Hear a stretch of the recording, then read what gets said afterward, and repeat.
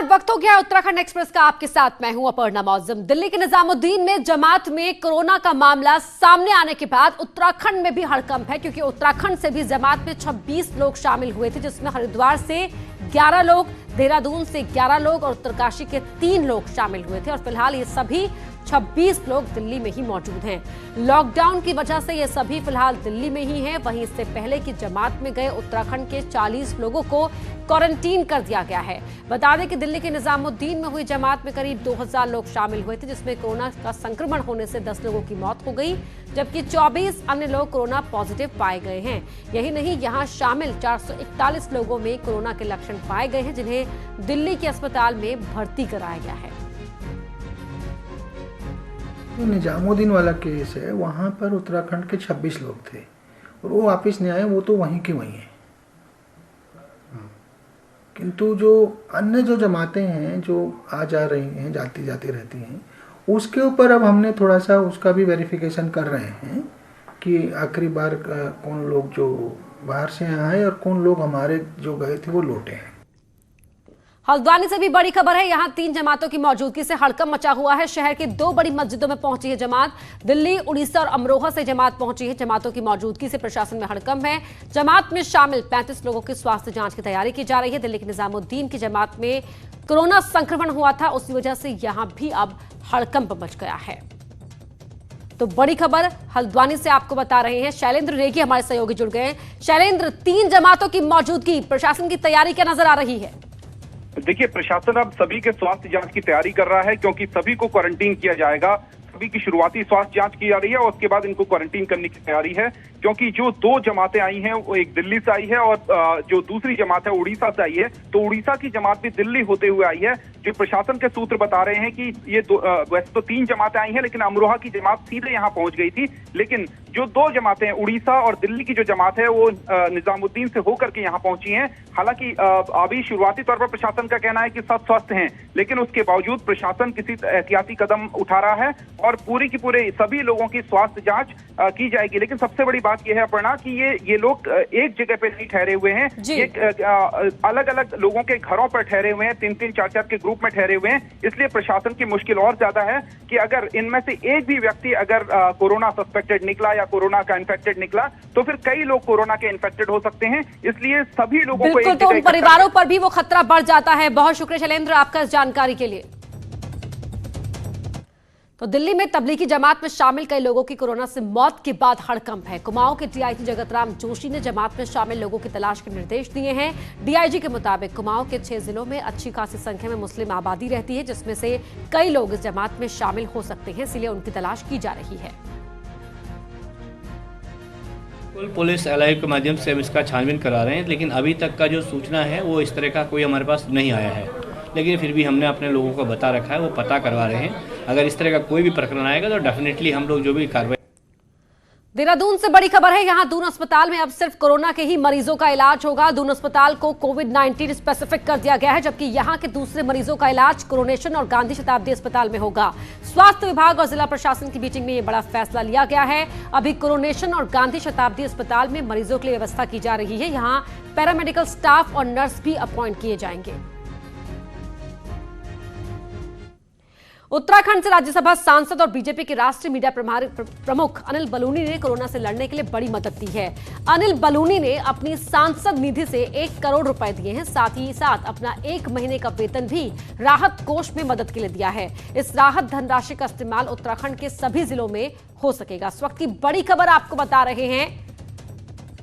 उत्तराखंड से राज्यसभा सांसद और बीजेपी के राष्ट्रीय मीडिया प्रमुख अनिल बलूनी ने कोरोना से लड़ने के लिए बड़ी मदद दी है। अपने सांसद निधि से 1 करोड़ रुपए दिए, साथ ही साथ अपना 1 महीने का वेतन भी राहत कोष में मदद के लिए दिया है।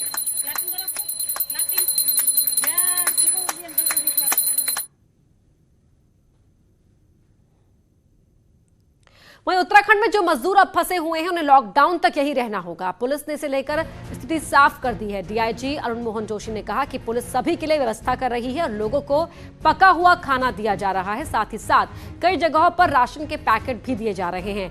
किसी भी तरह की दिक्कत के लिए देहरादून में कंट्रोल रूम बनाया गया है। जो जहां पर है वो वहीं रहेगा। और कोई इमरजेंसी वाली बात है तो उसमें जरूर हम लोग सहयोग कर रहे हैं, हर तरह का सहयोग कर रहे हैं, लेकिन जो बाकी परिस्थितियां हैं उसमें कंप्लीट लॉकडाउन फॉलो हो रहा है। लॉकडाउन तोड़ने पर राज्य में पुलिस का एक्शन भी जारी है। पुलिस ने आज लॉकडाउन तोड़ने के 106 केस दर्ज किए हैं। साथ ही पुलिस ने आज 319 लोगों को गिरफ्तार भी किया है। अभी तक राज्य में कुल 468 केस दर्ज किए गए हैं और 2310 लोगों को गिरफ्तार किया गया है, जबकि लॉकडाउन के ही दौरान 7874 गाड़ियों का चालान किया गया है तो 2211 गाड़ियों को सीज किया गया है। लॉकडाउन में पुलिस ने 58 लाख से ज्यादा का चालान भी वसूला है। नैनीताल के एसओ अशोक कुमार ने आज सड़क पर बिना मास्क लगाए लोगों को सबक सिखाया। 2 लोग बिना मास्क लगाए सड़क पर घूम रहे थे। इन्हें देखकर एसओ साहब का पारा चढ़ गया और दोनों को थप्पड़ जड़ दिया और वापस भेजा। वहीं एक व्यक्ति मास्क न लगाने पर उसे कड़ी फटकार लगाई और मास्क न होने पर उसे मफलर बांध लेने के लिए कहा। ऐसे ही चल दोगे। मार अभी रुमाल बांधो, रुमाल बांधो। पिथौरागढ़ में लॉकडाउन का उल्लंघन कर रहे 200 से ज्यादा नेपाली नागरिकों को पुलिस ने कस्टडी में ले लिया है। सभी नेपालियों को पुलिस लाइन में रखा गया है। पुलिस का कहना है कि कस्टडी में लिए गए नेपाली नागरिक लॉकडाउन का उल्लंघन कर भारी संख्या में जिले से बाहर जा रहे थे। कस्टडी में लिए गए नेपालियों के खाने का इंतजाम भी पुलिस लाइन में ही किया गया है। जहाँ भी काम करते थे वहाँ से ये जबरदस्ती रात में भाग जा रहे हैं, जिनको जो है रास्तों से पकड़ करके पुलिस लाइन में हमने रखे हैं, वहीं बिठा रखे हैं, वहीं पर इनके खाने की व्यवस्था की जाती है। लॉकडाउन के बाद पिथौरागढ़ प्रशासन के लिए नेपाली मजदूर भारी चुनौती बन गए हैं। नेपाल से सटे इलाकों में लगातार नेपाली मजदूरों की तादाद बढ़ती जा रही है, लेकिन नेपाल सरकार ने गेट नहीं खोले और अब तो विश्वपति पर्व के नजदीक आते ही हालात और खराब होने लगे हैं। पिथौरागढ़ मुख्यालय के साथ ही धारचूला और झूलाघाट जैसे बॉर्डर इलाके नेपाली मजदूरों से पट गए हैं। हालत ये है कि हजारों की संख्या में उत्तराखंड के कोने कोने से नेपाली नागरिक यहां पहुंच रहे हैं, लेकिन नेपाल सरकार अपने नागरिकों के लिए पुल खोल ही नहीं रही है। नेपाल की इस बेरुखी से भारतीय प्रशासन के लिए खासी दिक्कतें खड़ी हो गई हैं। कभी नेपाली नागरिक बॉर्डर पर प्रदर्शन कर रहे हैं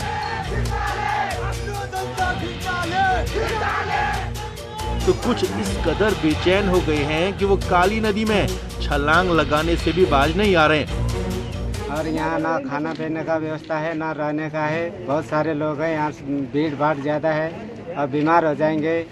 ज़्यादा गंदगी है, वैसे भूखे नांगे पीके वैसे बैठे हैं। नेपाल सरकार से इतना अनुरोध कर रहा मैं, जैसे भी हमारा आदमी धारचूला में जितना भी फंसे उनको ले गेट खुला दो, लेकिन जितना भी आदमी अपने घर में जाएंगे क्या यथार्थ होटल में कहीं भी बैठ सकते हैं। 14 अप्रैल को नेपालियों का सबसे बड़ा विश्वपति पर्व भी होना है और मान्यता है कि जो कोई नेपाली इस पर्व के दिन अपने घर नहीं पहुंचता उसे मरा हुआ मान लिया जाता है। इस पर्व के चलते भी नेपाली नागरिक हर कीमत पर अपने वतन लौटना चाह रहे हैं, लेकिन नेपाल सरकार ने पुल खोलने के बजाय लॉकडाउन को 7 अप्रैल तक बढ़ा दिया है। उस दौरान जो है हमने नेपाल के उच्च अधिकारी से भी वार्ता किया है। नेपाल के उच्च अधिकारी भी जो है अभी अपना गेट खोलने के लिए तैयार नहीं है। उन्होंने भी अपना जो लॉकडाउन का अवधि है उसको भी 7 अप्रैल तक बढ़ा दिया है और इस संदर्भ में एसएसबी से भी वार्ता किया गया, वो भी अपने उच्च अधिकारियों की अनुमति के बिना गेट खोलने को राजी नहीं है। लॉकडाउन के बाद पिथौरागढ़ में बिहार और यूपी के हजारों मजदूर पहले से ही मौजूद हैं। ऐसे में आए दिन बढ़ रही नेपाली मजदूरों की संख्या कई समस्याओं को भी न्योता दे रही है, लेकिन हैरानी इस बात की है कि नेपाल प्रशासन न तो अपने लोगों की सांस्कृतिक विरासत की परवाह कर रहा है और न ही उनकी जान की। न्यूज़ 18 के लिए पिथौरागढ़ से विजयवर्धन उप्रेती की रिपोर्ट। हरिद्वार के चौराहे पर पुलिस ने चेकिंग के दौरान पायलट बाबा के आश्रम में रह रही 2 रशियन महिलाएं दिल्ली जाने से पहले ही उन्हें पकड़ लिया। महिलाओं ने पुलिस को बताया कि वो बस से दिल्ली एयरपोर्ट के लिए जाएंगी। पुलिस ने पकड़ी गई दोनों महिलाओं को पायलट बाबा के आश्रम भेज दिया है।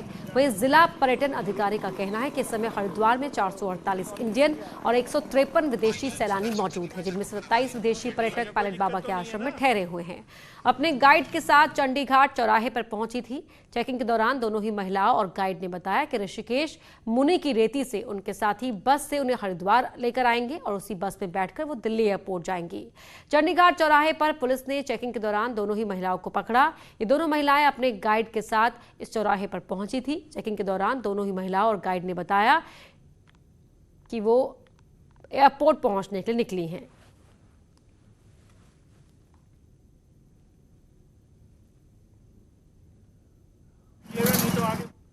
की अनुमति होगी, उसके उपरांत ही ये लोग जा पाएंगे। तो इस पर मेरे द्वारा पायलट बाबा आश्रम को सूचना दे दी। कोरोना संक्रमण को रोकने के लिए त्रिवेंद्र सरकार 15 जनवरी के बाद विदेश से उत्तराखंड लौटे लोगों का आंकड़ा इकट्ठा कर रही है। सरकार पता लगा रही है कि कितने लोग अभी भी छिपे हुए हैं। देहरादून में कोविड-19 कंट्रोल रूम का जिम्मा संभाल रहे डीआईजी अरुण मोहन जोशी का कहना है कि विदेश से लौटे लोगों का डाटा इकट्ठा किया जा रहा है और जो जानकारी छिपाएगा उस पर कार्रवाई की जाएगी। सूत्रों के मुताबिक देहरादून में अकेले 700 के आसपास लोग विदेश से लौटे हैं, जिनकी जानकारी जुटाना बड़ी चुनौती बना हुआ है। देहरादून में गरीबों को जो लोग खाने बांटकर मदद कर रहे हैं, अब वो खुद खाना नहीं बांट सकेंगे। डीएम आशीष श्रीवास्तव का कहना है कि अब सभी लोगों को नजदीकी थाने या फिर चौकी तक खाना पहुंचाना होगा और जिला प्रशासन की टीम इस खाने को गरीबों तक पहुंचाएगी।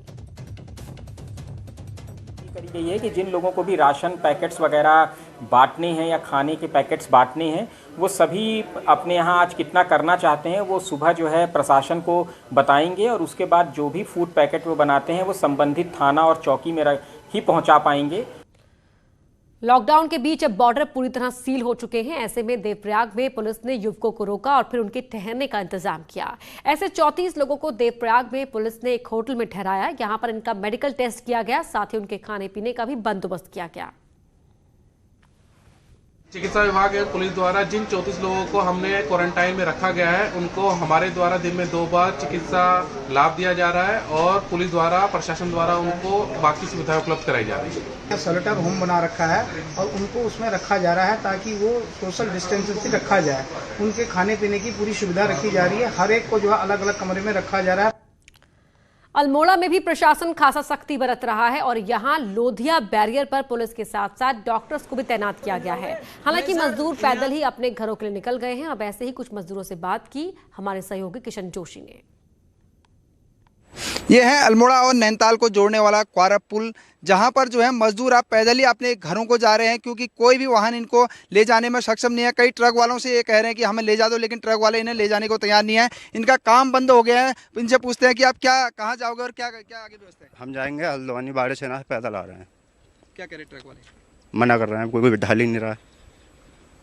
देखिए ये मजदूर काफ़ी परेशान हैं, कोशिश कर रहे हैं कि ट्रक वाले इन्हें ले जाए, लेकिन कोई भी ट्रक वाला इन्हें ले जाने को तैयार नहीं है। ये पैदल ही हल्द्वानी जाएंगे, वहां से अपने घरों तक जाएंगे। किशन जोशी, न्यूज़ 18 अल्मोड़ा।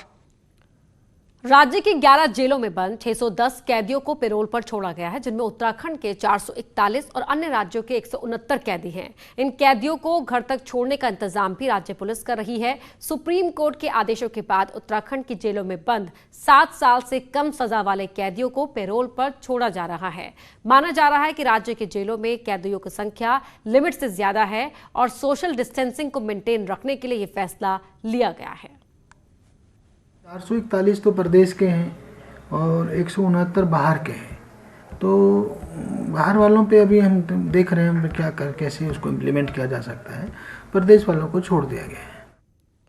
कोरोना संक्रमण को देखते हुए सोशल डिस्टेंसिंग को बनाए जाने की हर संभव कवायद की जा रही है। वहीं जेलों से कैदियों को पैरोल और अंतरिम जमानत देकर उनकी संख्या कम की जा रही है। इसको देखते हुए जिला कारागार टिहरी 18 कैदियों को 6 महीने की पैरोल और अंतरिम जमानत पर छोड़ने जा रही है।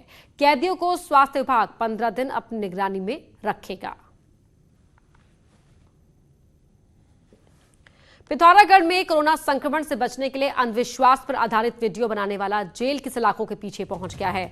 नेपाल बॉर्डर पर मौजूद झूलाघाट पुलिस ने वीडियो बनाने वाले युवक संतोष लावड़ को गिरफ्तार किया है। लावड़ ने कुछ दिन पहले एक वीडियो बनाया था जिसमें वो घर की दहलीज खोदकर निकले काले पत्थर का टीका लगाने पर कोरोना से बचाव का दावा कर रहा था। ये वीडियो वायरल हो गया और पूरे इलाके में अफवाह फैल गई थी। लोगों को भ्रमित कर रहा था कि घर के चौखट के बाईं तरफ आप खुदाई करें तो उसमें कोयला निकलेगा और उसका जो है तेल में लगा करके जो है टीका लगाएं, उससे जो है कोरोना ठीक होगा।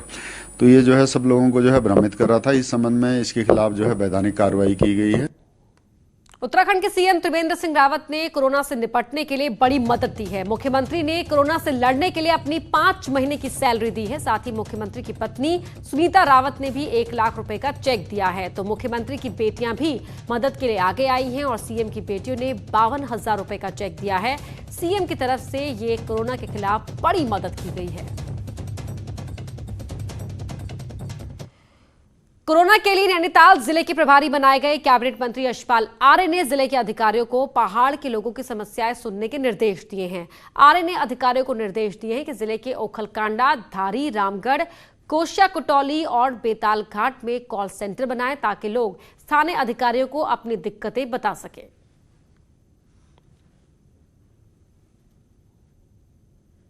यह है कि आप पर्वतीय क्षेत्रों में कुशिया कुटौली तहसील है, उप जिलाधिकारी कार्यालय है, आपका धारी में कार्यालय है, वहाँ पर कंट्रोल रूम स्थापित। नैनीताल में प्रशासन ने पहले चरण में 33 होटल का अधिग्रहण किया है और उन्हें क्वारंटीन और आइसोलेशन सेंटर बनाया गया है। साथ ही कुछ होटल्स में शेल्टर होम भी बनाए जाएंगे। वहीं हालात ज्यादा खराब हुए तो नैनीताल में 120, भीमताल में 55 और भवाली के 25 होटलों के साथ रामगढ़ और मुक्तेश्वर में भी होटलों का अधिग्रहण किया जाएगा। प्रशासन ने इसके लिए पैसा भी तय कर दिया है। ट्रेनिंग इनको करा दी है। एक सीएमओ मैडम की जो टीम है वो सब लोगों को ट्रेन कर रही है। उसके बाद एक सेटअप बनने के बाद जैसे भी जरूरत पड़ेगी सारे अधिक और होटलों को भी अधिग्रहण किया जाए। अल्मोड़ा जिला प्रशासन ने कोरोना संक्रमण को देखते हुए आज रानीखेत, सल्ट और कसार देवी सहित कई जगहों पर कई प्राइवेट होटल का अधिग्रहण किया। इन होटलों में क्वारंटाइन और आइसोलेशन की व्यवस्था की जाएगी। इससे पहले प्रशासन ने सरकारी गेस्ट हाउसों का अधिग्रहण किया था। हमने कुछ होटलों को भी अधिग्रहण किया है, जिसमें 7 होटल हैं, जो कि शिखर होटल हो गया, पार्वती होटल हो गया रानीखेत, मारचूला में हमारा सोलूना रिजॉर्ट। तो हमारी व्यवस्था है कि हमने उनके लिए होटल में रहने और खाने की व्यवस्था की हुई है और वो रात में यहाँ रह के अगले दिन यहाँ से निकल सकते। कोरोना अब लोगों को शारीरिक के साथ साथ मानसिक तौर से भी बीमार कर रहा है। कई लोगों को बिना सर्दी जुकाम के लक्षणों के बाद भी कोरोना होने का डर सता रहा है और उस पर डॉक्टर्स का जवाब भी हैरानी भरा है।